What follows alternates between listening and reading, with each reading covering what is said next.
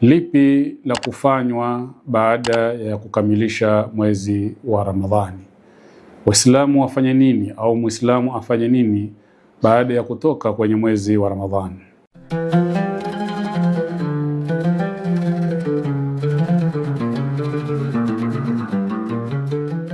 Bismillahirrahmanirrahim.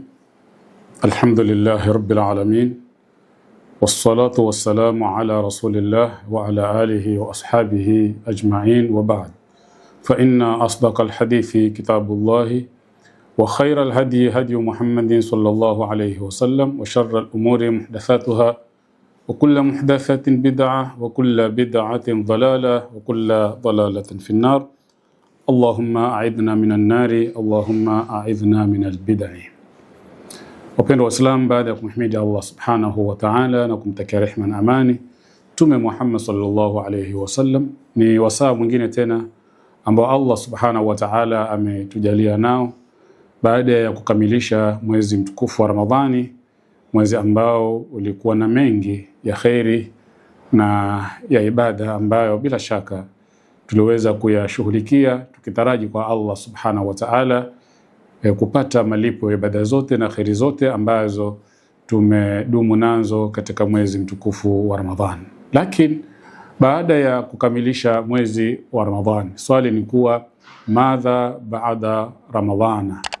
Lipi la kufanywa baada ya kukamilisha mwezi wa Ramadhani? Waislamu wafanye nini au Muislamu afanye nini baada ya kutoka kwenye mwezi wa Ramadhani? Ndugu Waislamu, ishna fi Ramadhana maa al-ibadatayn al-azimatayn. Tuliishi katika mwezi wa Ramadhani na ibada mbili zilizo kubwa. Bal ishna fi hadha ash-shahr mutahallina bi sifatayn azimatayn. Lakini pia tuliishi katika mwezi wa Ramadhani tukiwa tumejipamba na sifa mbili zilizo kubwa. Hizi ibada mbili zilizo kubwa ambazo tuliishi nazo katika mwezi wa Ramadhani ni zipi?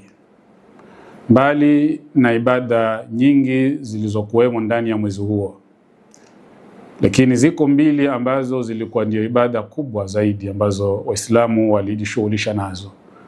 Nazo ni ibada ya asiyam wal qiyam, ibada ya funga na ibada ya kisimamo cha usiku.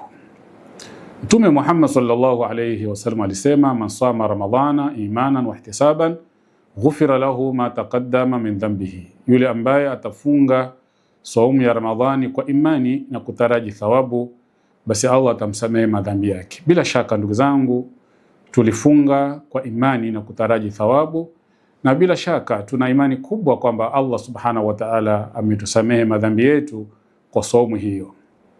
Lakini vile vile Mtume anasema, man qama Ramadhana, yule ambaye atasimama katika mwezi wa Ramadhani akaiswali swala ya usiku, akaiswali swala ya tarawih imanan wa ihtisaban, kwa imani na kutaraji thawabu, ghufira lahu ma taqaddama min dhanbihi, lakini pia naye atasamehewa madhambi yake yaliyotangulia.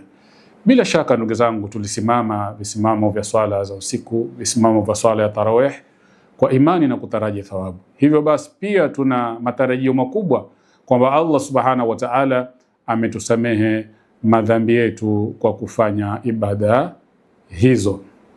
Lakini ndugu zangu, kumalizika kwa mwezi wa Ramadhani si maana kwamba pia ibada ya saumu imemalizika.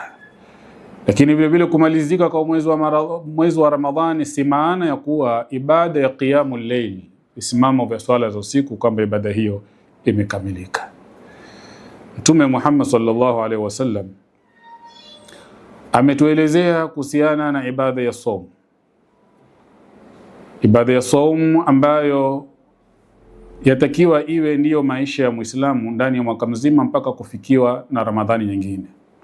Katika hadithi ya Abu Huraira radhiyallahu anhu, hadithi ya Muslim, asema, sami'tu Rasulullah yaqulu, nilimsikia Mtume akisema, qala Allahu azza wa jal, amezungumza, amesema Allah alitukuka, kullu amali ibn adam lahu, amali zote za mwanadamu ni zake yeye, illa siyam huwa li, isipokuwa saumu ni yangu, wa ana ajizi bihi, mimi ndiye ambaye nitakayelipa saumu hiyo.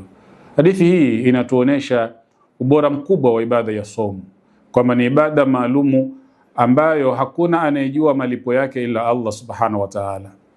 Hadithi hii kwa ubora wake huu inatupa msukumo sisi Waislamu, baada ya kukamilisha mwezi wa Ramadhani tusiache kufunga, bali tuendelee na ibada hii ya saumu, kwa sababu ni ibada pekee ambayo Allah subhanahu wa ta'ala ameyaficha malipo yake, anayajua yeye peke yake. Lakini vile vile katika hadithi ya Abi Sa'id al-Khudri alladhi rawahu al-Bukhari wa Muslim, Mtume anasema, man sama yawman fi sabilillah, mwenye kufunga siku moja tu kwa ajili ya Allah, ba'ada Allahu wajhahu anin nari 70 kharifa, Allah subhanahu wa ta'ala atamweka mbali uso wake na moto kwa miaka 70. Hii hadithi ndugu zangu inampa Muislamu msukumo wa kuendeleza ibada ya saumu baada ya kukamilisha mwezi wa Ramadhani, kwa kuwa siku moja tu utakayoifunga wewe kwa ajili ya Allah subhanahu wa ta'ala, siku hiyo inakupa ukombozi wewe kutokamana na moto. Hivyo basi tunatakiwa ndugu zangu, baada ya kukamilisha saumu ya Ramadhani, ibada hii ya saumu iendelee. Tutaiendeleza vipi? Tutaiendeleza kwa kufunga saumu za sunna. Hili ndilo ambalo latakiwa lifuatie baada ya kukamilika kwa saumu ya Ramadhani. Madha baada Ramadhana, lipi la kufanya baada ya Ramadhani? La kufanya baada ya Ramadhani ambayo ilikuwa na saumu ya faradhi, linalofuatia ni Waislamu wazifunge saumu za sunna ndani ya mwaka mzima zilizomo humo mpaka kuweza kufikiwa na Ramadhani nyingine. Kikao kitakachokuja insha Allah taala tutakuja kuzibainisha hizi saumu za sunna ambazo Waislamu wanatakiwa waishi nazo ndani ya mwaka mzima mpaka kufikiwa na Ramadhani nyingine. Ama tukija katika alqiyam, pia visimamo vya usiku ndugu zangu hatutakiwi kuvikomesha baada ya kukamilika kwa Ramadhani. Madha baada Ramadhana, lipi la kufanya baada ya Ramadhani? Ndani ya Ramadhani kulikuwa na qiyamul layl. Qiyamul layl yatakiwa iendelezwe baada ya Ramadhani.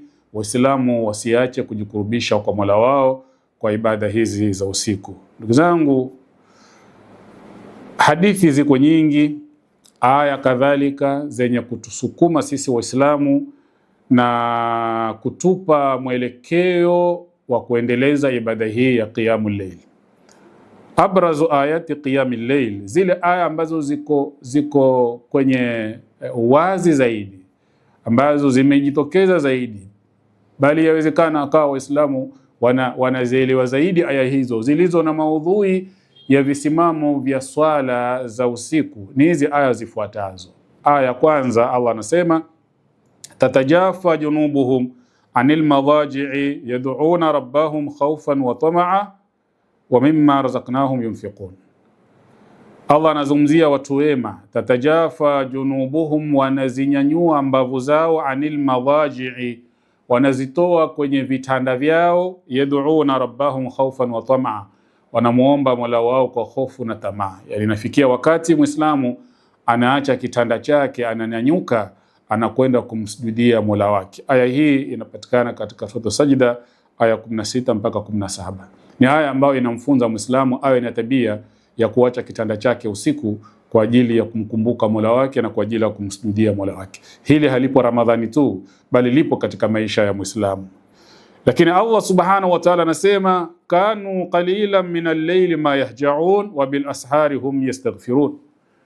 Allah anaelezea miongoni mwa sifa za waja wema katika suratu Dhariyat aya ya 17 mpaka 18 kwamba kanu, walikuwa waja wema, qalilan min al-layli ma yahja'un, ni muda mchache wa usiku wanaolala. Wanatumia kipindi kichache cha usiku kulala, lakini muda mwingine uliobakia wote wanautumia katika kujikurubisha kwa Allah subhanahu wa ta'ala. Wa bil ashari hum yastaghfiruna, na wakati ule wa maladaku wanautumia kutaka istighfari kwa Allah subhanahu wa ta'ala. Ndugu zangu, katika mwezi wa Ramadhani tuliyafanya haya. Kipindi kile tuamka kwa ajili ya daku mida ya saa 9 saa 10, tulikaa na misahafu kuisoma, tulikaa faraha kumtaja Allah subhanahu wa ta'ala. hili ni jambo ambalo lahusishwa na waja wema, iwe Ramadhani iwe nje ya Ramadhani. Nyakati zile ambazo tunaziita nyakati za maladaku, ile thuluthi ya mwisho ya usiku, Allah anasifu miongoni mwa sifa za waja wema, wanatumia wakati huo kutaka istighfar, kuomba msamaha kwa Allah subhanahu wa ta'ala. Baada ya kuwa wamesimama labda nyuma yake masaa ya nyuma huko, wakamsujudia Mola wao. Baada ya kumsujudia Mola wao, wakakaa vikao maalumu vya kumtaja Allah subhanahu wa ta'ala, imma kwa adhkari za kutaja majina ya Allah na sifa zake, au kwa kusoma ayatul Qur'anil Karim, aya za Qur'ani tukufu, ili waweze kujikurubisha kwa Allah kwa hilo. Hizi ni aya ambazo ndugu zangu zinatupa msukumo sisi Waislamu kuweza kuendeleza ibada hizi baada ya Ramadhani. Lakini Allah anasema, ya ayuhal muzammil qumil layla illa qalila nisfahu au inqus minhu qalila. Allah akimzungumzia mtume wake Muhammad, akimwambia asimame usiku hata kama ni kwa muda mchache, nusu yake, au apunguze kidogo, au zid alayhi, ama azidishe, warattilil Qur'ana tartila, na usome Qur'ani kama inavyopaswa kusomwa.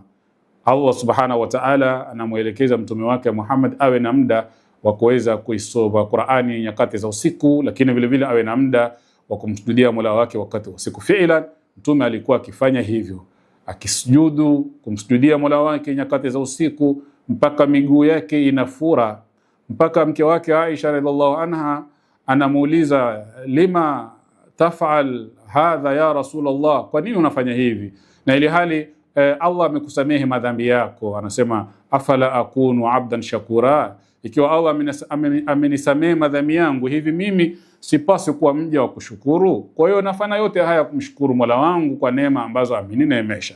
Kwa hiyo ikiwa mtume wetu Muhammad sallallahu alaihi wasallam alikuwa mstari wa mbele kuzidumisha hizi ibada za usiku, iwe ni swala, iwe ni kusoma Qur'ani, iwe ni kuleta adhkari, sisi tunatakiwa ndugu zangu tumuige mtume katika hilo, kwani mtume aliyafanya haya akiwa Ramadhani ndani yake na hata akiwa nje ya Ramadhani, nasi tunatakiwa tuweze kuwa katika misimamo hiyo. Isiwe Ramadhani imeisha hatuna tena muda wa kuamka nyakati zile za mwisho za usiku kwa ajili ya kusoma Qur'ani au kuleta adhkari au kumsujudia Allah subhanahu wa ta'ala. Muislamu anatakiwa aendeleze hayo katika maisha yake. Lakini Allah subhanahu wa ta'ala akasema, wa minal layli fatahajjad bihi nafilatan laka asa an yab'athaka rabbuka maqaman mahmuda. Wakati wa usiku msujudie Mola wako ibada ya sunna, huenda Mola wako akakufufua mahala palipo patakatifu. Aya hii inapatikana katika suratul Isra aya ya 79. Allah akimwamrisha mtume wake Muhammad amke usiku aswali swala za sunna, huenda Mola wake akamfufua mahala palipo patakatifu. Lililoamrishwa mtume wetu Muhammad la kuamka wakati wa usiku halina pingamizi kwetu nasi vile vile kulifanya, kwa sababu ni ibada ambayo hakuhusishiwa mtume tu, bali ni ibada iliyojumuishwa kwa Waislamu wetu na mtume kwa Waislamu wote, na mtume wetu Muhammad akawa ni kiongozi kwenye ibada hizo. Nasi tutakiwa tumfuate mtume katika ibada. Laqad kana lakum fi rasulillahi uswatun hasana liman kana yarju Allah wal yawmal akhir, hakika kwa mtume wa Allah mna kiigizo chema nyinyi Waislamu, na hakuna mahala pengine pa kumwiga mtume ila kwenye ibada, maadamu ibada hizi hazikuwa ni zake yeye maalumu. Tutakiwa vile vile pia tuweze kumwiga katika ibada hizo, ila zile ambazo labda kuna dalili zinazotuambia kwamba ibada hii haiwahusu nyinyi, inamhusu mtume, tutamwachia mtume mwenyewe. Lakini maadamu ibada kama hizi za qiyamul layl, za kufunga saumu za sunna, ni ibada ambazo ni za mtume wetu amezifanya, na sisi pia tukapawa mwelekeo wa kuzitimiza, hatuna budi kuweza kuzifanya, na tuzifanya kwa kumwiga mtume huyo, ili tuweze kufikia zile khairi ambazo Allah subhanahu wa ta'ala ameziweka katika ibada hizi. Hizi ni aya, ndugu zangu, nimewasomeni hapa baadhi tu ya aya ambazo zinamuhimiza Muislamu awe na tabia ya kuwa na ibada za usiku. Lakini hadithi vile vile ziko nyingi ambazo za muhimiza Muislamu kuwa na tabia ya ibada za swala za usiku. Hadithi ya kwanza, mtume anasema, alaikum biqiyamil layl fa innahu da'aba as-salihina qablakum, shikamaneni na kisimamo cha usiku, kwani visimamo vya usiku vile ndio ilikuwa desturi ya waja wema kabla yenu. shikamaneni na visimamo vya swala za usiku, kwani swala za usiku ndiyo tabia ya wema.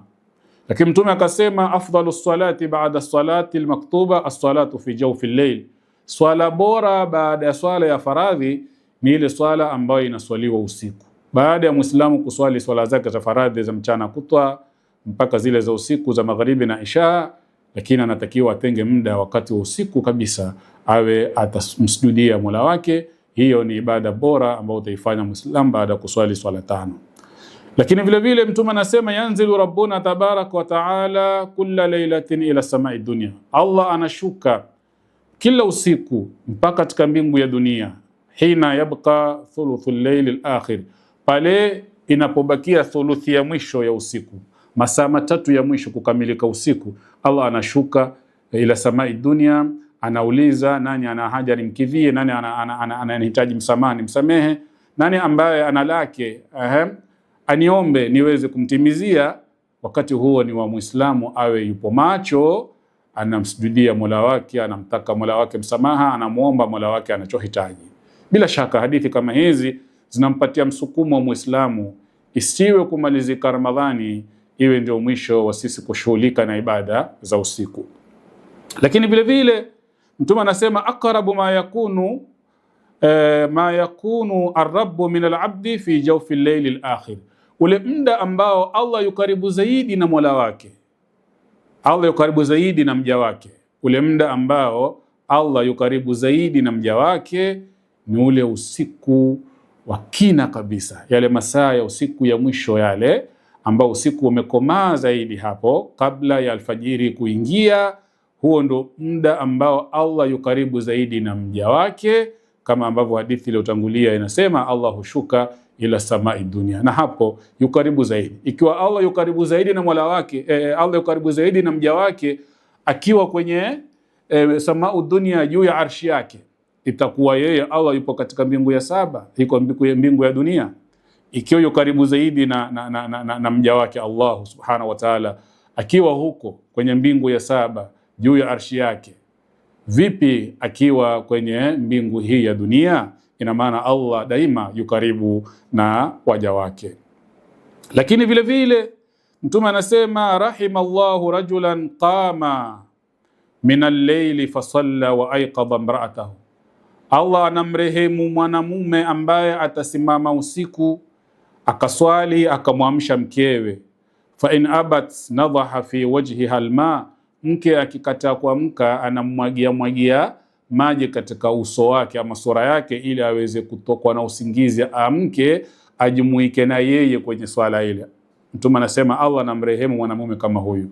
Wa rahimallahu imra'atan, na Allah anamrehemu mwanamke qamat min al-layli, ambaye amesimama usiku, fasallat akaswali, wa ayqadhat zawjaha, akamwamsha mumewe. Fa in aba nadhahat fi wajhihi alma, mume akikataa kuamka pia naye mke huyo anachukua maji anamnyunyuzia katika uso wake ili kumtoa usingizi, akitaka mume wake na yeye ajumuike naye katika swala.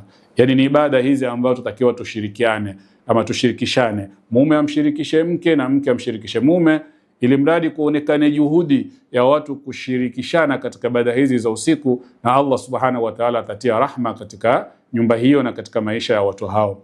Bali Mtume akasema wasallu bil-layli wan-nasu niyam tadkhulul jannata bisalam, swalini usiku wakati watu wamelala, mtaingia peponi kwa amani. Hizi ni baadhi tu ya hadithi ambazo ndugu zangu zatupa msukumo sisi Waislamu kuendeleza ibada hizi za usiku baada ya kukamilisha mwezi wa Ramadhani, mwezi ambao tulikuwa na ibada hizi kwa wingi. Madha baada Ramadhana, lipi la kufanya baada ya Ramadhani? La kufanya baada ya Ramadhani, zile ibada za usiku ambazo tulizifanyia bidii zaidi, tunatakiwa tuendelee nazo, kwani Muislamu haishiwi na ibada wala hakomi na ibada mpaka pale atakapokuwa ameyaacha maisha yake haya ya dunia. Hizi ibada mbili ambazo tulisimama nazo katika mwezi wa Ramadhani, ibada ya saumu na ibada ya alqiyamu, kisimamo cha usiku. Ama zile tabia mbili ambazo tulijipamba nazo katika mwezi wa Ramadhani ni zipi? Ni tabia ya ukarimu na tabia ya upendo. Katika mwezi wa Ramadhani tulikuwa na ukarimu sana wa hali ya juu, tulikuwa na upendo sana wa hali ya juu, Na ukarimu huu ni kwa sababu ya yale ambayo mtume wetu alituelekeza. Kwanza, mtume wetu Muhammad kana akraman nas fi Ramadhan, alikuwa ni mkarimu zaidi katika mwezi wa Ramadhani, nasi tukauiga ukarimu huo, tukawa tunasaidiana. Lakini vile vile mtume alisema, man fattara saiman kana lahu mithlu ajri, yule ambaye atamfunguza mwenye kufunga bas anapata ujira wa yule aliyemfunguza bila ya kupunguzia ujira wake. Kwa kweli tulifanya haya, tulifuturishana ndugu zangu katika mwezi wa Ramadhani, tulikirimiana katika mwezi wa Ramadhani. Mtu akija msikitini anachaka anamganyia mwenzake, lakini hata pale majumbani ama kule majumbani tukipika twapelekeana vyakula, akipakua mtu anamkumbuka jirani yake.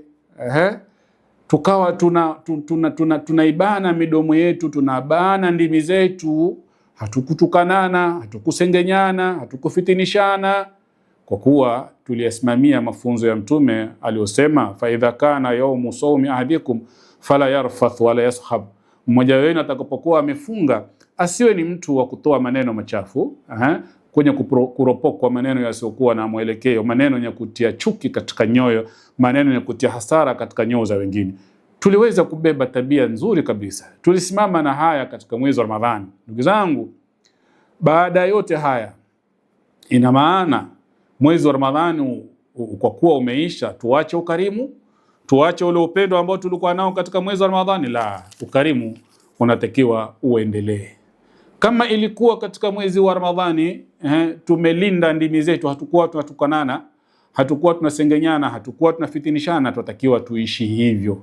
Maisha ya Muislamu yako hivyo kwenye umri wake wote.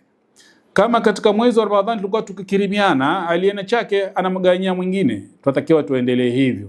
Kama wewe ulikuwa ukipika unapakua unampelekea jirani, kwa nini baada ya Ramadhani ukamilika usipike ukapakua ukampelekea jirani? Hili lilikuwepo katika mwezi wa Ramadhani. Kwa nini mchana umepika lunch yako na kuna jirani yako pale, kwa nini usimpakulie na yeye ukampelekea? Usiku umepika, kwa nini usimpakulie ukampelekea? Kwa sababu hili ulilifanya katika mwezi wa Ramadhani. Hivi ilikuwa ni Ramadhani tu? Kwa kweli mwezi wa Ramadhani ulitukanya ama ulituondoshea choyo na ukatupa tabia ya ukarimu na upendo. Hivi ndivyo ambavyo tutakiwa tuishi katika maisha yetu yote sisi Waislamu. Kama tulivyokuwa tukisaidiana katika mwezi wa Ramadhani, mtu ameenda dukani amenunua chakula anamkumbuka jirani yake, mtu ameenda shambani amekwenda kuchukua mavuno yake anamkumbuka jirani yake. Haya mambo yatakiwa yaendelee. Ndivyo Waislamu wanavyotakiwa waishi hivyo. Isiwe baada ya Ramadhani ndimi zetu sasa zimekuwa huru kutukana, zimekuwa huru kusengenya, zimekuwa huru kufitinisha. Isiwe baada ya Ramadhani mifuko yetu sasa imekuwa tunaifunga, mikono imekuwa mikono ya buli, hainyosheki tena. Tumekuwa na choyo sasa, ukipika wajifungia mlango, wakati pale Ramadhani ukikaribisha majirani, ukipelekea majirani, itakuwa sivyo hivyo. Ndugu zangu, ukarimu wa Muislamu watakiwa uendelee, bali upendo wa Muislamu kwa Muislamu mwenzake unatakiwa uendelee. Hii ina maana Ramadhani imetufunza ukarimu, Ramadhani imetufunza upendo, ukarimu huu unatakiwa uendelee, upendo huu unatakiwa uendelee. Na mtume wetu Muhammad sallallahu alaihi wasallam ametuelekeza katika sifa za ukarimu na upendo, jambo ambalo ni Muislamu kudumu nalo. Hapa kuna aya kwenye Qur'ani tukufu ambazo zinatuelekeza katika ukarimu, lakini vile katika upendo. Allah anasema, wama tunfiqu min khairin fali anfusikum wama tunfiquna illa ibtighaa wajhi llah wama tunfiqu min khairin yuwaffa ilaykum wa antum la tudhlamun, kwamba hakuna khairi yoyote ambayo mnaitoa isipokuwa ni kwa ajili yenu, faida ni yenu kwa Allah subhanahu wa ta'ala, na chochote ambacho mnakitoa hamkitoi ila kwa ajili ya Allah subhanahu wa ta'ala. Lakini vile vile mnachokitoa Allah subhanahu wa ta'ala atawalipa wala hamtadhulumiwa. Aya hii ipo katika suratul Baqara aya ya 272. Allah anatuhimiza kwenye kutoa, na kwamba unapotoa ni akiba yako ya kesho. Kile ambacho umekitoa Allah anakiweka, atakwenda kukulipia siku ya Kiyama na hautadhulumiwa. Ikiwa ni hivi, bila shaka Muislamu anatakiwa tabia ya utoaji na tabia ya ukarimu iwe ni tabia yake. Isiwe ni tabia ya mwezi wa Ramadhani peke yake, ni tabia yake katika maisha yake yote. Watu wana haja, ndugu zangu, Wale tuliowalisha katika mwezi wa Ramadhani haina maana baada ya Ramadhani hawana njaa. Tulipeleka vyakula sehemu mbalimbali ndugu zangu. Hivi ina maana njaa zao tumezimaliza kwa vile vyakula vya Ramadhani tuliwapelekea? Hata pengine washamaliza, wamebakia pale pale, wamerudi pale pale kwenye shida zao. Hivi tusiwakumbuke tena mpaka Ramadhani nyingine? Kwani kula kupo ndani ya mwezi wa Ramadhani peke yake? Ama hizi shida zatakiwa zishughulikiwe Ramadhani peke yake? Hapana. Kama tulivyowashughulikia maskini na mafukara katika mwezi wa Ramadhani, tukatoa vyetu tukawapelekea, basi tutakiwa ndugu zangu tuwashughulikie ndani ya mwaka mzima. Kama uwezo tuko nao tufanye hivyo ili waweze kusaidika. Lakini maal asafi shadid, huu utoaji huwa unashamiri sana katika mwezi wa Ramadhani. Vyakula vinagawanywa kwa wingi. Ramadhani ikiisha basi, wakati ndugu zangu haja ya kula ipo zaidi nje ya Ramadhani kuliko ndani ya Ramadhani. Kwa sababu ndani ya Ramadhani watu wanafunga, ulaji ni mchache. Lakini baada ya Ramadhani ulaji upo, kuna asubuhi wataka kuliwa, kuna mchana wataka kuliwa, kuna usiku wataka kuliwa. Sasa ni kipindi gani ambacho hawa ambao maskini wanahitajiwa kuangaliwa zaidi? Ndio tuwaangalia Ramadhani, lakini baada ya Ramadhani tuhitajika tuwaangalie zaidi. Maana yake huo ulaji wanaohitajia zaidi, wanatakiwa kula asubuhi, wanatakiwa kula mchana, wanatakiwa kula jioni ama usiku. Kwa hivyo isiwe mchango wetu wa kupeana msaada kwa maskini ni Ramadhani tu, tukawasahau mwaka mzima, tukawaacha wanataabika na chakula cha mchana, chakula cha usiku, chakula cha asubuhi. Itakuwa ndugu zangu sivyo. Ile juhudi tulioifanya katika mwezi wa Ramadhani katika kuwasaidia hawa maskini, tutakiwa tuiendeleze kadri ya uwezo wetu. Allah anasema wa ahsinu inna Allah yuhibbul muhsinin, endeleeni kufanya wema kwani Allah anawapenda wenye kufanya wema.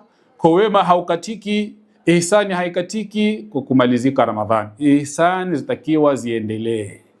Kila ambaye alikuwa ni muhisani, ihsani yake asiache kwa kuwa Ramadhani imeisha.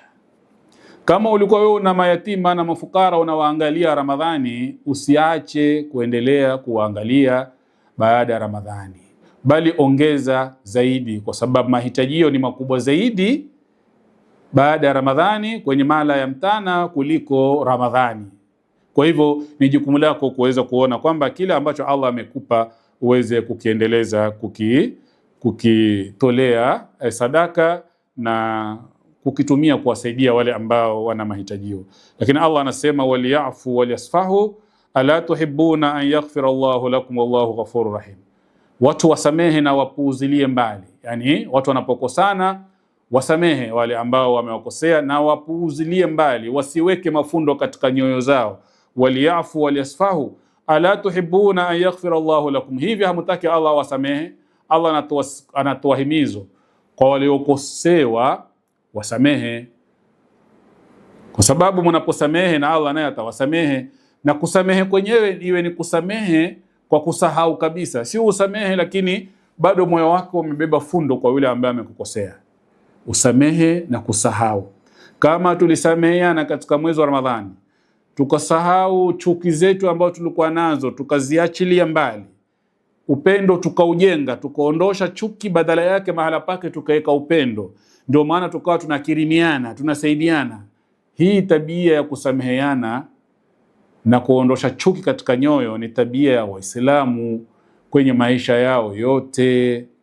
Hivyo basi kule kutokosana, kutobughudhiana, tutakiwa tukuendeleze.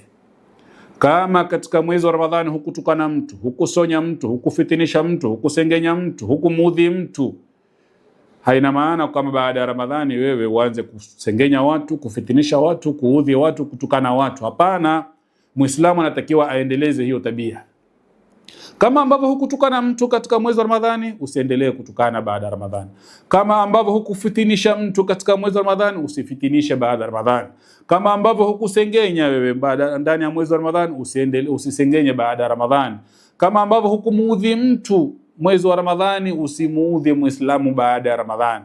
Allah anasema waliyafu waliyasfahu. Waislamu watakiwa waendeleze tabia ya kusameheana na kusahau zile chuki ambazo walikuwa nazo. Badala yake mahala pa chuki waweke upendo katika maisha yao yote. Hizi ni baadhi tu ya aya, ndugu zangu, ambazo Allah subhanahu wa ta'ala anatuhimiza sisi Waislamu tuendeleze tabia yetu ya kupendana, ya kukirimiana na kusaidiana. Hivi ndivyo Waislamu wanatakiwa waishi katika maisha yao yote. Lakini mtume wetu Muhammad sallallahu alaihi wasallam akasema katika hadithi, inna Allah ta'ala yaqulu yawm al-qiyama aina al-mutahabbuna bijalali al-yawma udhilluhum fi dhilli yawma la dhilla illa dhilli. Wako wapi wale ambao walikuwa wakipendana kwa ajili yangu, leo niwafinike kwenye kivuli siku ambao hakuna kivuli la kivuli changu. Allah subhanahu wa ta'ala siku ya kiyama atanadi, atatangaza kuwatafuta wale ambao duniani walipendana kwa ajili ya Allah. Na kupendana kwa ajili ya Allah ni kupendana kwenye maisha yao Waislamu yote, iwe Ramadhani isiwe Ramadhani. Na kweli ndani ya mwezi wa Ramadhani tulipendana kwa ajili ya Allah, lakini upendo huu unatakiwa uendelee. Ukiendeleza kumpenda mwenzako kwa ajili ya Allah, siku ya kiyama Allah subhanahu wa ta'ala atakufinika kwenye kivuli chake. Siku ambayo kuna jua, kuna joto kali, watu watatafuta mahala pa kujiziba jua, lakini kutakuwa na watu wengine wamefinikwa kwenye kivuli, wameepukana na joto kali siku ya kiyama. Nao kina nani? Ni wale ambao walipendana kwa ajili ya Allah subhanahu wa ta'ala na wakasaidiana kwa ajili ya Allah subhanahu wa ta'ala. Lakini mtume akasema tahadu tahabu, peaneni zawadi mtapendana. Hili tulilifanya katika mwezi wa Ramadhani. Zawadi zilikithiri, sadaka zilikithiri, natija yake tukapanda yale mapenzi, tukavuna ule upendo, tukavuna ule ukarimu. Tabia hii ndugu zangu natakiwa iendelee, ndio ambayo itawaleta Waislamu pamoja, itajenga upendo kwa Waislamu na itaondosha chuki katika nyoyo zao. Lakini vile vile mtume anasema inna Allaha karimu yuhibbul karam, Allah ni mkarimu, anapenda ukarimu. Allah ni mkarimu, anapenda ukarimu. Kama ambavyo wewe utakuwa mkarimu kwa kuwakirimu waja wa Allah, na Allah naye ataupenda ukarimu wako na atakulipa kwa lile ambalo umelitekeleza. Lakini vile vile Mtume akatuonya kutokamana na ubakhili, akasema iyakum washuh, kwamba jiepusheni na ubahili. Iyakum washuha, kwa maana epukeni ubahili. Ubakhili ni mbaya. Ubakhili si sifa ya waumini, ubakhili si sifa ya wema. Ubakhili ni wewe kutokuwa na moyo wa utoaji. Na bila shaka Ramadhani imetufunza kutokuwa wabakhili. Tumetoa, waliona vingi wametoa, waliona vichache wametoa. Tabia hii ndugu zangu yatakiwa iendelee, na ubakhili uwe ni jambo ambalo kwetu sisi halipo kabisa katika maisha yetu. Lakini vile vile Mtume Muhammad sallallahu alaihi wasallam anasema katika hadithi kwamba kila siku malaika anatangaza, Allahumma a'ti munfiqan halafan, Allahumma a'ti mumsikan talafan. Ewe Mola, mpatia yule mwenye kutoa mbadala, na yule mwenye kuzuia, ewe Allah, mpatie maharibifu. Hii ni dua inaoombwa na malaika kila kukicha. Mmoja, dua ya kwanza anaombewa yule mwenye kutoa, kwamba kwenye kutoa kwake Allah amuongezee pale alipotoa, amregeshee pale alipotoa, ampe ziada, ampe mbadala wa kile alichotoa. Yule ambaye amezuia, ameweka katika akaunti yake ya benki, ameweka nyumbani kwake hatoi, malaika yule anamwambia Allah muangamizie ile mali yake ambayo ameibana pale haitoi. Alhamdulillah, katika mwezi wa Ramadhani tulipata dua hizi kwa wingi kutoka kwa malaika, kwa sababu tulitoa, hatukuzuia mali zetu.